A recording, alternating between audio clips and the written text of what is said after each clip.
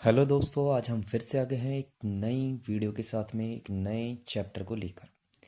जो हमारा चैप्टर है real number.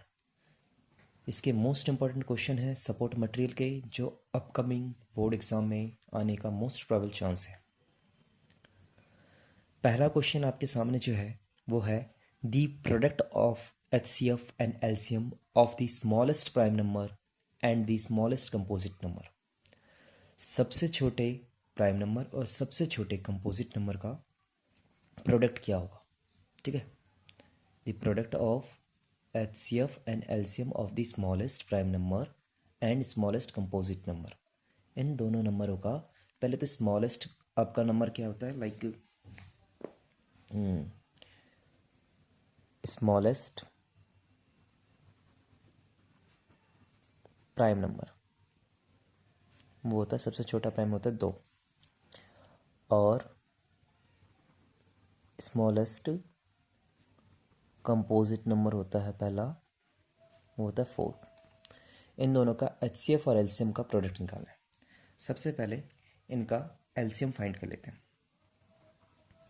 LCM of 2 and 4। ठीक है, साइड में LCM करके देख लेंगे आप। 2 और 4, 2 के टेबल से 1 2 2। इसका क्या भैया, 2 × 2, LCM आया 4। इसका जो HCF होगा, दोनों में कॉमन क्या है, जनरली कॉमन है 2, इसके अलावा तो कुछ है ही नहीं कॉमन, तो यही हमारा क्या है, HCF हो गया। Okay, highest common factor. अब इन दोनों का प्रोडक्ट निकालना है, तो क्या करेंगे हम, product equals to 2 × 4 equals to 8। Answer क्या है, 8। आपका ऑप्शन डी जो है वो बिल्कुल करेक्ट है। आई होप आपको ये क्वेश्चन समझ आया हो। देखते हैं हम अपनी अगली क्वेश्चन की तरफ। क्वेश्चन नंबर सेकंड है हमारा, which of these numbers always and with the digit 6। देखो, कौन सा ऐसा नंबर है जिसका एंड डिजिट ऑलवेज क्या हो, 6 हो। तो हमें जैसे पता है 2 की पावर 4 की पावर n, 2 की पावर n और 6 की पावर n और 8 की पावर n। जनरली हमारा आंसर होगा 6 की पावर n। जैसे 6 की पावर 1 जो होती है वो 6 होती है, 6 की पावर 2 जो होती है वो होती है 36, 6 की पावर 3 जो होती है 216। सबके यूनिट डिजिट जो है वो 6 है। और यही क्या होता है हमारा 6 की पावर n, यानी 6 की पावर कुछ भी हो, आंसर में यूनिट डिजिट जो होगा उसका वो 6 ही होगा। इसलिए हमारा आंसर है 6 की पावर n। अब चलते हैं हम अपने अगले क्वेश्चन की तरफ।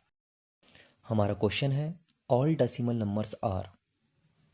Option 1 rational number, option 2 irrational number, option 3 real number और ऑप्शन डी इंटीजर्स। जनरली बच्चा क्या करेगा पता है, डेसिमल नंबर देखेगा, अगर वो रैशनल नंबर होता है, नहीं, जो रियल नंबर होता है ये इसका ऑप्शन है, बिकॉज रियल नंबर में आपका रैशनल नंबर भी आता है, इरेशनल भी आता है और इंटीजर भी आता है। इसलिए आपका आंसर क्या है, रियल नंबर। आई होप आपको ये समझ आया। रियल नंबर में रैशनल भी आते हैं, इरेशनल भी आते हैं और जितने भी इंटीजर वो भी आते हैं, होल नंबर भी आते हैं, नेचुरल नंबर भी आते हैं, प्राइम भी आते हैं, कंपोजिट भी आते हैं। सारे के सारे नंबर रियल नंबर में आते हैं, इसलिए रियल नंबर इसका आंसर होगा। तो all decimal numbers are real numbers. चलो नेक्स्ट क्वेश्चन की ओर हम चलते हैं। इस क्वेश्चन में हमारे पास है दी ratio of HCF and LCM of the least prime number and least composite number is. पहला ऑप्शन है 1:2, दूसरा ऑप्शन है 2:1, तीसरा ऑप्शन है 1:3, चौथा ऑप्शन है 1:1। बच्चों, सबसे पहले आप देखोगे कि लीस्ट प्राइम नंबर क्या है, यानी कि सबसे छोटा प्राइम नंबर।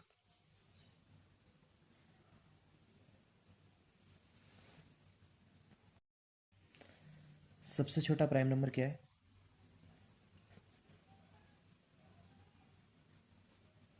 2। ठीक है, least prime number. Least composite number क्या है,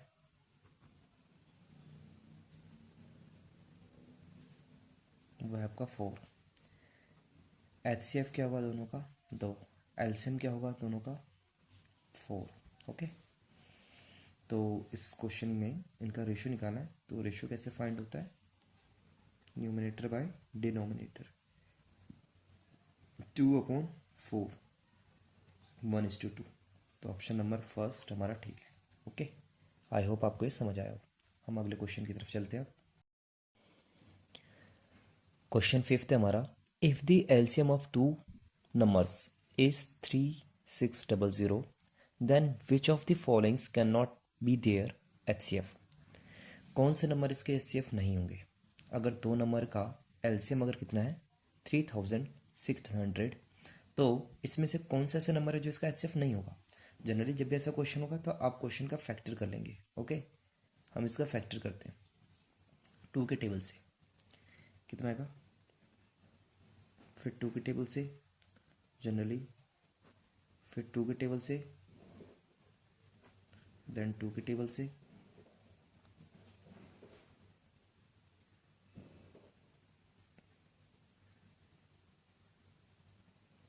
टू 2 1 5, अगेन 2 के टेबल से नहीं होगा, ये 5 के टेबल से हो जाएगा। ठीक है, 5 के टेबल से करेंगे 4 5, 5 के टेबल से 9, 3 के टेबल से 3। यानी कि इसमें जो से फैक्टर्स है जनरली दिख रहे हैं, ये 2 के टेबल से हो रहा है, 5 के टेबल से हो रहा है। ये यहाँ पे अगर हम ऐसे ही करते, अगर 900 को अगर हम 3 से करते तो क्या आ जाता? 300। और फिर 3 से करते या 2 से करते तो 150 भी आ सकता है। ओके, 150 की पॉसिबिलिटी भी यहाँ पर बनती है। तो ये भी बन सकती है, ठीक है, ये भी बन सकता है, ये भी बन सकता है। बिकॉज जो 36 है वो 6 का से डिवाइड हो जाएगा, 4 से डिवाइड हो जाएगा, ये 15, बट ये इससे डिवाइड नहीं हो रहा है। अगर हम डिवीजन करके भी चेक करते हैं तो 500। तो इसमें कह रहा है कि कौन सा नंबर इसका नहीं था, तो 500 इसका क्या है? एचसीएफ नहीं हो सकता है, क्योंकि 150 से ये डिवाइड हो सकता है कि वो 3 से कैंसिल आउट हो रहा है, इससे भी हो रहा है, इससे भी हो रहा है। तो हम जनरली क्या कहेंगे कि आंसर आएगा 500 आएगा, क्योंकि यही सिर्फ 500 एक ऐसा नंबर है जिसको कम्प्लीटली डिवाइड नहीं कर रहा है। और एचसीएफ में क्या होता है, किसी भी नंबर को कम्प्लीटली डिवाइड करने वाले नंबर्स होने चाहिए। ओके, आप या तो इसको बारी बारी से सबसे डिवाइड करके देखते हैं, कम्प्लीटली जिससे डिवाइड हो जाएगा वो उसका फैक्टर है, इट मीन्स एचसीएफ है, अदरवाइज वो नहीं। ओके, हाँ जी। अब हम आते हैं अपने नेक्स्ट क्वेश्चन के टाइप में कि शॉर्ट आंसर टाइप क्वेश्चन हमारा ये फर्स्ट क्वेश्चन हमारा, शो दैट दी 12 की power n can not and with the digit 0 और 5 for any natural number n। Okay, जब भी कभी ऐसा क्वेश्चन आता है तो जैसे हमारा ये बेस है, ठीक है, 12 की पावर n, अगर ये जो बेस है हमारा, जो इस बेस का फैक्टर करेंगे, ये बेस जो हमारा है 12, ठीक है, बेस इक्वल्स टू 12, इसका फैक्टर करके देखते हैं 2 6 2 3 3 1। ओके, जब भी किसी भी नंबर के एंड डिजिट 0 और 5 आएगा, इट मीन्स वो 5 से डिविजिबल होगा, तभी ये आ सकता है, अदरवाइज नहीं आ सकता, क्योंकि 5 की डिजिबिलिटी लॉस उसमें लगनी चाहिए। बट इसका जो बेस है उसका फैक्टर, ठीक है, 2 2 3 आ रहा है, यानी इसमें 5 के टर्म्स है ही नहीं, तो उसका एंड विद डिजिट 0 और 5 नहीं होगा। तो हम इसको कैसे लिख सकते हैं? As 12 has factor 2 into 3 into 2 into 2 into 3, ठीक है, it does not,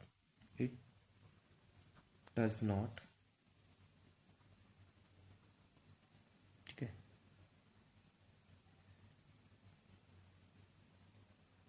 divisible by 5, so that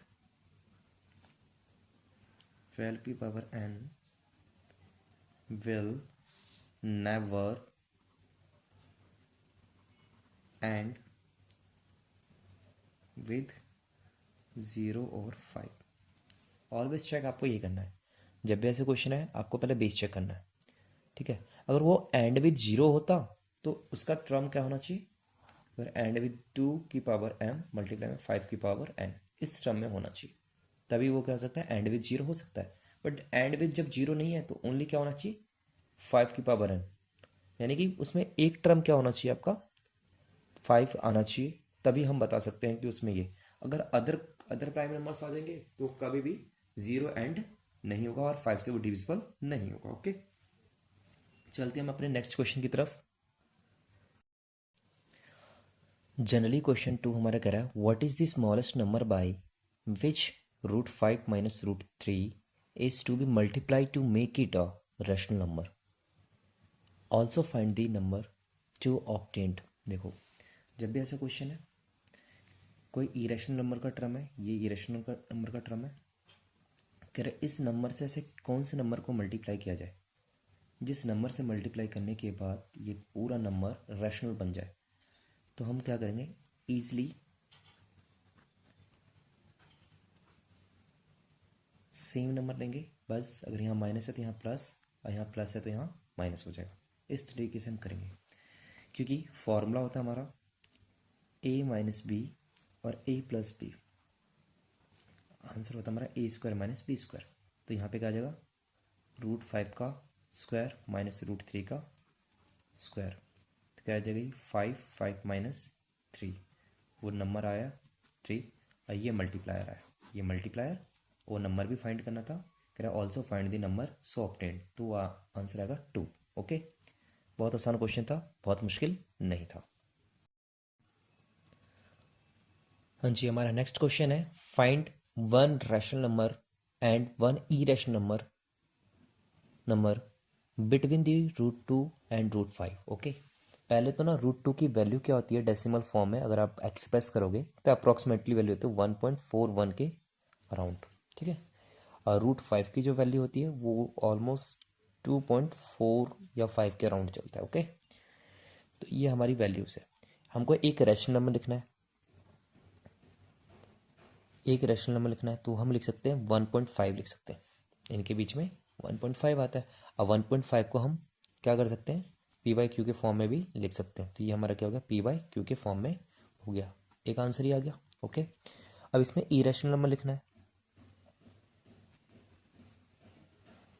irrational number quote करोगे आप तो 1.45 ले लेता हूँ मैं, फिर 0 ले लेता हूँ, फिर 45004500, इस टाइप में हमने इरेशनल नंबर है, ये नॉन टर्मिनेटिंग और नॉन रिक्यूरिंग नंबर लिख दिया हमने, जिससे हमारा ये रैशनल नंबर हो गया।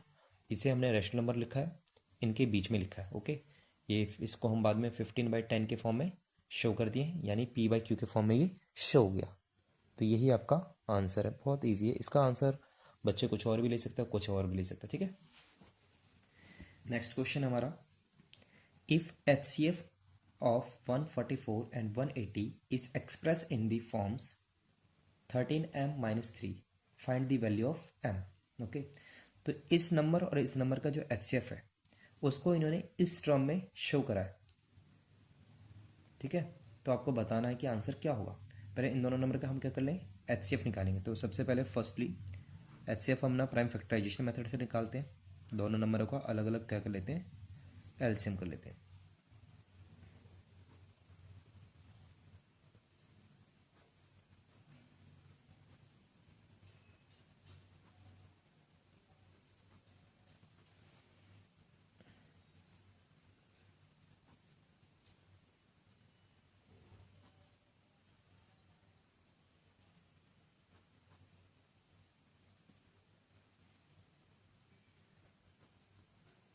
ओके,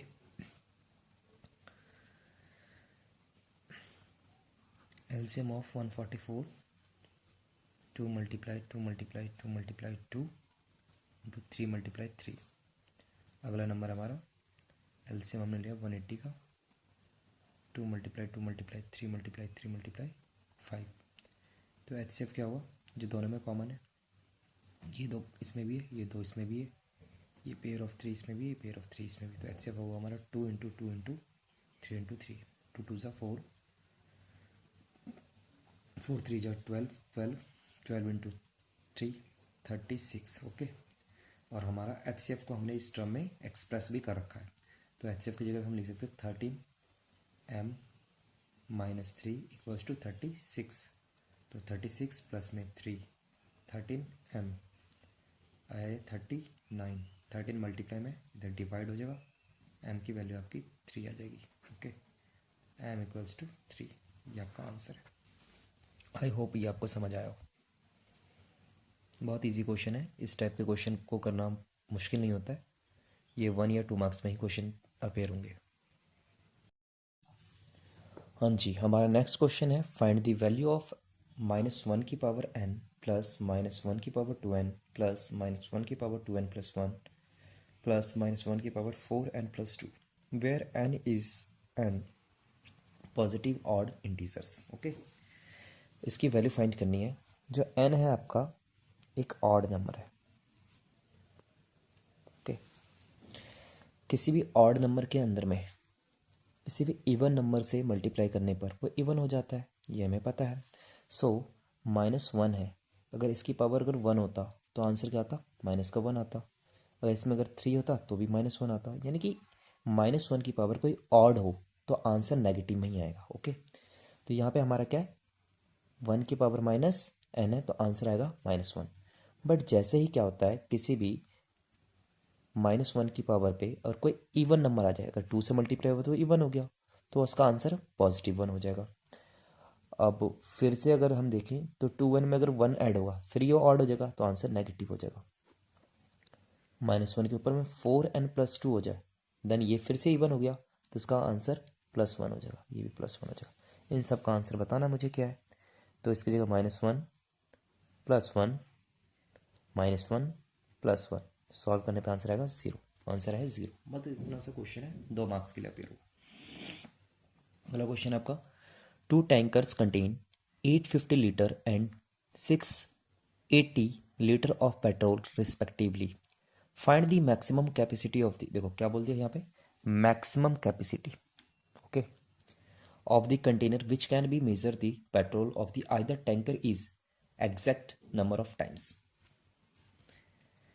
जनरली जैसे मैक्सिमम बोल दिया तो आपको समझ जाना है HCF फाइंड करना है। तो आपको 850 एंड 680 का HCF फाइंड करना है। तो HCF फाइंड करने के लिए आप प्राइम फैक्टराइजेशन मेथड लगा सकते हैं। तो दोनों नंबर का LCM फाइंड कर लीजिए, ठीक है। जैसे मैं कर लेता हूँ यहाँ पे 850 680, ठीक है। 2 के टेबल से 4 2 5, अगेन 5 के टेबल से 8 5, 5 के टेबल से 5 1 7 17 आ गया, 17 बन जा।